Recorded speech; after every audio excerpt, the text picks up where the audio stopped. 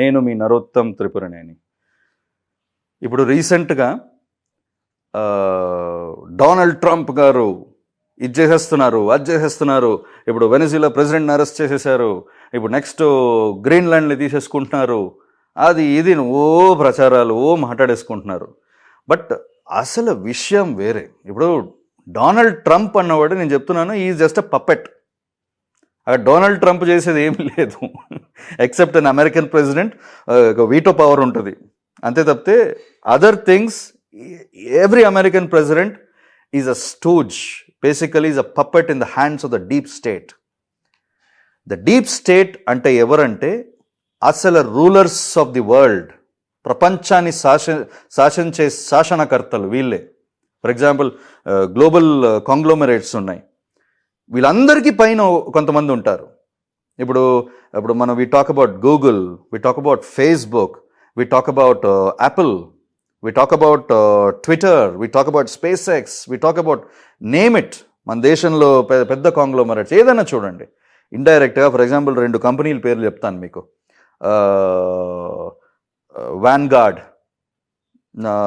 Vanguard ఒక company ఉంది, black rock అని ఒక కంపెనీ ఉంది.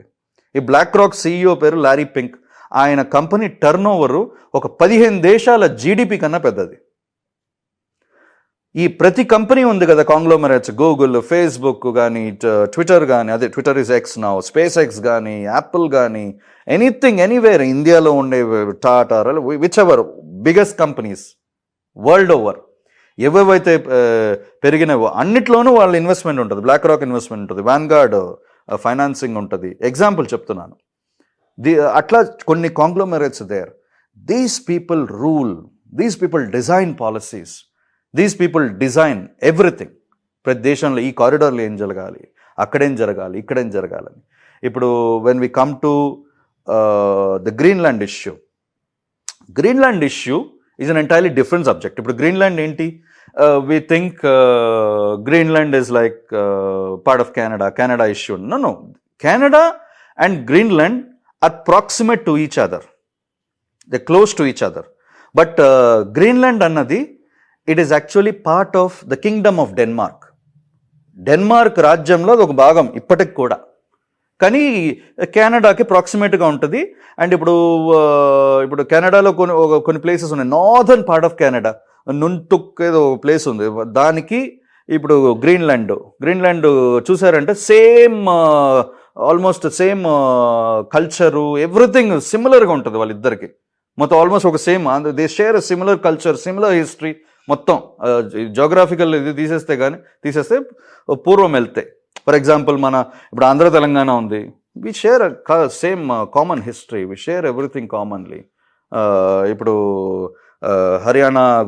హర్యానా పంజాబ్ సంథింగ్ లైక్ ఈ టైప్లో దే షేర్. అందుకనే కెనడా అని రిఫరెన్స్ పెడతారు.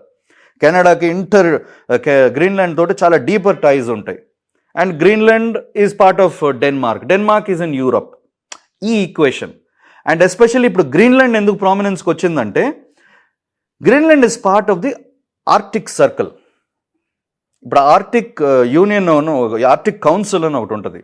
అక్కడ ఉన్న ఆర్క్టిక్ కౌన్సిల్ అంటే ఆర్క్టిక్ ఓషన్, కింద నార్త్ అట్లాంటిక్ ఓషన్, ఈ ట్రేడ్ రూట్స్, దానికి బయలాటరల్ ట్రేడ్స్, ఈ climate agreements, all these things ఎట్లా డిజైన్ చేయాలి, ఎట్లా ముందుకు సాగాలి, ఎట్లా రెగ్యులేట్ చేయాలన్నది ఈ ఆర్క్టిక్ కౌన్సిల్ డిసైడ్ చేస్తుంది. So these are all part of it. ఇప్పుడు అమెరికా ట్రంప్ వాంట్స్ గ్రీన్లాండ్. దేనికోసం అనుకుంటున్నారు? దాంట్లో రిసోర్సెస్ ఉన్నాయి. Number 1, there are so many minerals, especially ఈ రేర్ ఎర్త్ మెటీరియల్స్ ఉంటాయి. రేర్ ఎర్త్ మెటీరియల్స్ అంటే ప్రపంచం మొత్తం there like dependent on a country like China మీద డిపెండెన్సీ ఉంది. Even America is slightly dependent on China. ఆ డిపెండెన్సీని తగ్గించుకోవాలి. ఇప్పుడు గ్రీన్లాండ్లో ఉన్న రేర్ ఎర్త్ మెటీరియల్స్ ఎక్కడా లేవు, చాలా చాలా డిపాజిట్స్ ఉన్నాయి. అందుకు he wants access to that. And he is using his leverage with the European Union and with Canada, and mostly they will not use military power, they will use diplomatic channels to gain access to Greenland. ఖచ్చితంగా చేస్తారు ఈ పని. రెండో విషయం ఏంటంటే, అక్కడ north pole reason చాలా ఇప్పుడు ఐస్ అంతా మెల్ట్ అవుతుంది, మెల్లగా మెల్ట్ అవుతుంది, and trade routes are opening. Especially ఇప్పుడు అక్కడ చూసుకున్నారనుకోండి, ఆ గ్రీన్లాండ్కి కెనడాకి మధ్యలో డావిస్ స్ట్రైట్ అని ఉంటుంది. Davis strait, Kennedy channel, these are all channel pathways for ships to travel. ఇవి ట్రేడ్ రూట్స్. ఇప్పుడు ఇవన్నీ ఇంకా ఇప్పుడు అక్కడ ఐస్ మెల్ట్ అయిపోతుంది అనుకోండి, ఇంకా బాగా భారీగా మెల్ట్ అవుతుంది అనుకోండి, ఫ్యూచర్లో that will become an economic corridor. ఇప్పుడు మంచి ట్రేడ్ రూట్ అయిపోద్ది, పెద్ద రూట్ అవుతుంది. It is highly accessible for European states, in north American states. ఇంకా చాలా ట్రేడ్ రూట్ అయిపోద్ది అది. అందుకని ఇప్పుడే క్యాప్చర్ చేసుకుని పెట్టుకోవాలి. And more over it gives them very good defence strategy. ఇప్పుడు ట్రంప్ గారు చెప్పేది ఏంటి? He says that if I don't get in, China or Russia will definitely step in. Though there is no evidence to that, but still, from his point of view, ఇప్పుడు అది కూడా defence, వాళ్ళ American defence కోసం చాలా strategic అని వాళ్ళు భావిస్తారు. That is why is behind Greenland. So అది ఐ థింక్ ఒక నెగోషియేషన్ ఛానల్ ద్వారా they will try to take over Greenland. ఎట్లాగొట్లా ఆటోనమీ మొత్తం ఇచ్చి మొత్తం వాళ్ళు కొనుగోలు చేస్తారు. ఫ్యూచర్ అవుట్కమ్ ఇదే. But coming to this Trump episode, why he is going all around the world, why he is making such statements అని చూసుకున్నారనుకోండి, ఫస్ట్ మన ఇండియా పక్కన వచ్చాడు. పహల్గామ్ కాదు, మన ఆపరేషన్ సింధూర్లో ఇంటర్ఫియర్ అయ్యారు. ఎందుకు ఇంటర్ఫియర్ అయ్యారు ఆపరేషన్ సింధూర్లో? హీ వాంటెడ్, ఇప్పుడు అక్కడ ఒక యుక్రెయిన్ రష్యా వార్ లాగా హీ వాంటెడ్ టు క్రియేట్ ఒక పెద్ద ఒక బింబం సృష్టించేయాలి. అక్కడ ఒక వార్ అట్మాస్ఫియర్కి సృష్టించేయాలి. అక్కడ మొత్తం పోలరైజ్ అయిపోవాలి. ఈ ట్రైడ్ ఇస్ బెస్ట్. కానీ మనం రష్యా లాగా చైనా లాగా ఎడ్డం అంటే తెడ్డము ఇట్లా వెళ్ళే కంట్రీ కాదు. మనం ఏంటంటే డిప్లొమాటిక్ సుప్రిమసీ. మనకి ప్రపంచంలో ఏ దేశానికి లేని డిప్లొమాటిక్ ప్రోవెస్ అండ్ సుప్రిమసీ మన దేశంకి ఉంది, మన భారతదేశానికి. అందుకే విశ్వగురు అంటాం.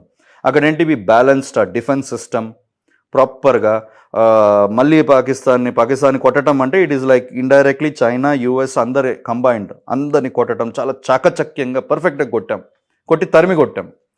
ఇక అర్థం కాల మన డిప్లొమసీ ఇంత పవర్ఫుల్గా ఉంటుందని ట్రంప్ వీళ్ళందరూ రుచి చూసిన తర్వాత ఓకే అక్కడ ఇంకా వదిలే ఇక్కడ అని చెప్పేసి వెళ్ళిపోయారు.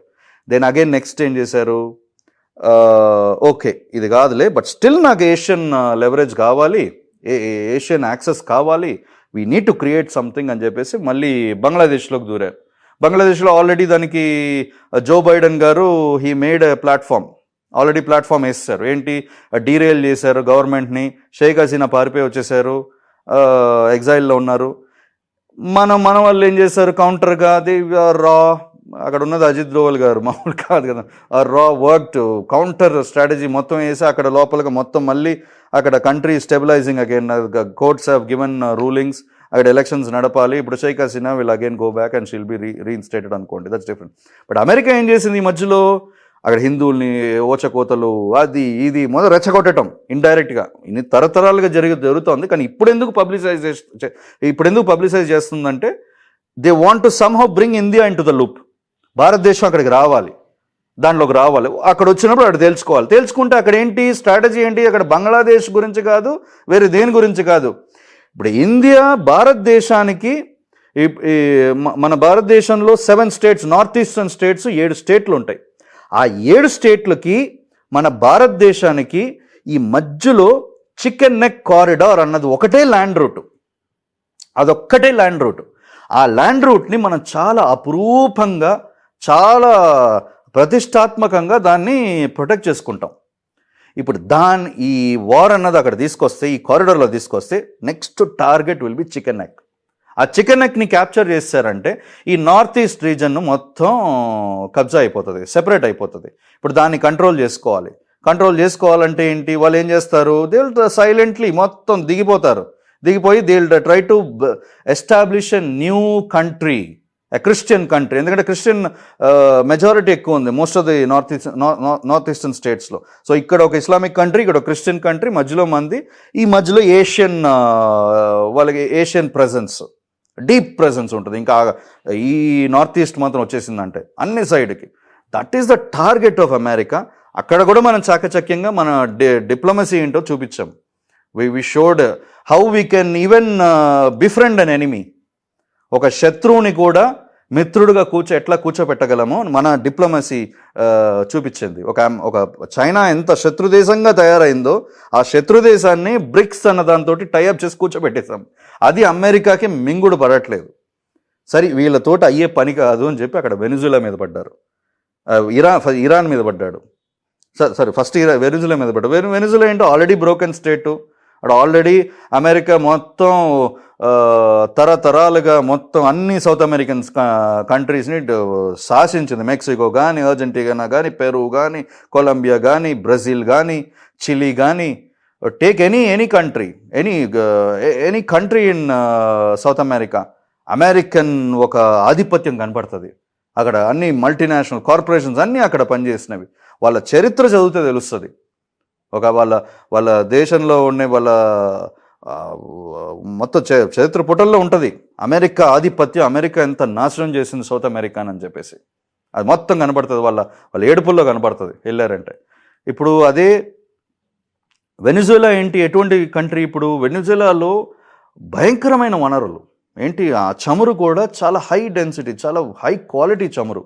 అదొకటే కాకుండా గోల్డ్. ఇప్పుడు వెనిజులా ఉన్న పరిస్థితి ఏంటి, వాళ్ళ కంట్రీ ఆల్రెడీ కింద పడిపోయింది. వాళ్ళ కంట్రీ ఎకానమీ క్రాష్ అయిపోయింది. వాళ్ళ ఇన్ఫ్లేషన్ ఇస్ స్కై హై. ప్రపంచంలోనే highest inflations, one of the highest, ప్రపంచంలోనే హైయెస్ట్ వాళ్ళది, వన్ ఆఫ్ ద టాప్ 10లో ఉంటుంది అది. అంత ఇన్ఫ్లేటెడ్ ఎకానమీ. అంటే their inflation levels are so high. అంటే ఒక చిన్న వస్తువు కూడా కొనలేని సిచ్యువేషన్, బయింగ్ పవర్ అన్నది లేదు కంట్రీలో. అది వాళ్ళ పరిస్థితి. అటువంటి కంట్రీకి వెళ్ళిపోయి వీళ్ళు ఏదో చమురు బయటకు అమ్ముతున్నారు అని తెలవంగానే ఇమీడియట్గా వచ్చేసి క్యాప్చర్, ప్రెసిడెంట్ని తీసేస్తే అయిపోయింది కంట్రీ, మళ్ళీ వాళ్ళ క్యాప్చర్, మళ్ళీ అమెరికా విల్ టేక్ ఓవర్, అంతే. అది వెనిజులా ఎపిసోడ్. దాని నెక్స్ట్ ఏంటి, ఇప్పుడు ఇరాన్ మీద పడ్డారు. ఇరాన్ ఏంటి, ఇరాన్ కథ వేరు. ఇరాన్లో ఏమీ లేదు. ఇరాన్ అంత ఇట్లా వెనిజులా లాగా ఆఫ్రికన్ కంట్రీస్ లాగా అంత హై రిసోర్స్ రిచ్ ఏం కాదు. It's got some certain other things అనుకోండి. బట్ ఆ దేశంలో ఏంటి, ఆ దేశం నేత Khomeini is richer then the people of Iran. అది పరిస్థితి. పీపుల్ ఏమో భయంకరమైన దరిద్రం చూస్తున్నారు ఆ దేశంలో. అక్కడెందుకు పడ్డాడంటే, ఇప్పుడు అదేం కావాలంటే అక్కడ షియా డామినేటెడ్ కంట్రీ అది. Iran is a Shia dominated country. ఇప్పుడు ఆ షియా డామినేటెడ్ కంట్రీలో దిగిపోయి ముస్లింలో తెగ, ఇప్పుడు ముస్లిమ్స్లో షియా అన్నది, ఇప్పుడు సున్నీస్ అన్నది మేజర్ తెగ, షియా అన్నది నెక్స్ట్ లెవెల్ ఆఫ్ తెగ. ఇద్దరికి ఇప్పుడు వైరం ఉంటుంది. వైరం అంటే చిన్న స్లైట్ డిఫరెన్స్ ఉంటుంది. ఇప్పుడు మనకి వైష్ణవులు, శైవులు ఒకప్పుడు పాతకాలంలో ఎలా ఉండేది, తర్వాత క్రిస్టియన్స్లో క్యాథలిక్స్, ప్రొటెస్టెంట్స్, ఈ టైప్లో వాళ్ళలో ఒక తెగ అది. దీంట్లో he wants to create a divide. ఇప్పుడు షియా మొత్తం షియా వర్సెస్ సున్నీ అని తీసుకొస్తాడు. ఎందుకంటే Saudi Arabia is Sunni, Pakistan is Sunni, then again other North African Muslim countries కూడా సున్నీ, ఈ Iraq is Sunni, Afghanistan is Sunni again. మొత్తం ఇవన్నీ ఇప్పుడు ముక్కుమ్మడిగా ఒక షియా డామినేటెడ్ కంట్రీ మొత్తం దీనికి మధ్యలో పెట్టేసి పోతాడు. ఇప్పుడు ఏంటి, అక్కడ ఒక వార్ క్రైసిస్ స్టార్ట్ అవ్వగానే మొత్తం వరల్డ్ పోలరైజ్ అయిపోవాలి. ఇప్పుడు రష్యా రావాలి, చైనా రావాలి, ఏదో రూపంలో ఇండియా దిగిపోవాలి, తర్వాత వీడు వస్తాడు. అప్పుడు మళ్ళీ అమెరికా ఆధిపత్యం. That is what he wants war, nothing else. వాడికి వార్ తప్పితే వేరే రూట్ లేదు సర్వైవల్కి. ఇప్పుడు ఎందుకు, రీసెంట్ హిస్టరీ సేస్ దట్. ఇప్పుడు ఆఫ్ఘనిస్తాన్ వార్ తీసుకోండి. ఆఫ్ఘనిస్తాన్ వార్ ఏం చేశాడు చెప్పండి. తాలిబాన్ని పడేశాను అన్నాడు. తాలిబాన్ తీసి మళ్ళీ వచ్చి కూర్చున్నారు కదా, అదే Taliban is still ruling now. మళ్ళీ ఇప్పుడు ఇరాక్లో వచ్చేసి మాస్ డిస్ట్రక్షన్ వెపన్స్ ఉన్నాయి అని చెప్పేసి వచ్చేసి సద్దాం హుస్సేన్ని మొత్తం మొత్తం దేశాన్ని సర్వనాశనం చేసేసి ఉరిదీశారు. ఇంతవరకు దొరికినాయా? లేదు. తర్వాత లిబియా ఎపిసోడ్ చూసుకోండి.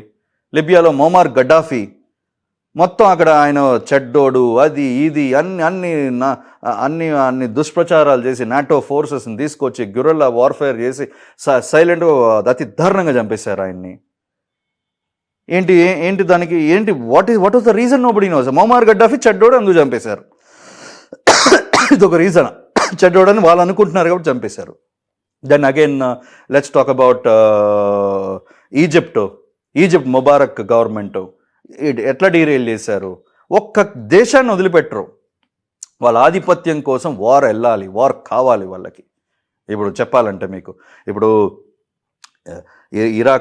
ఇరాక్ని కానీ, లిబియాని కానీ, ఇప్పుడు ఆఫ్ఘనిస్తాన్ కానీ, ఇప్పుడు ఇది కానీ, ఈజిప్ట్ కానీ, ఈ దేశాలన్నిటినీ మొత్తం వార్కి వెళ్ళి మొత్తం నాశనం చేసిన తర్వాత మళ్ళీ దాన్ని రీబిల్డ్ చేసింది ఎవరు?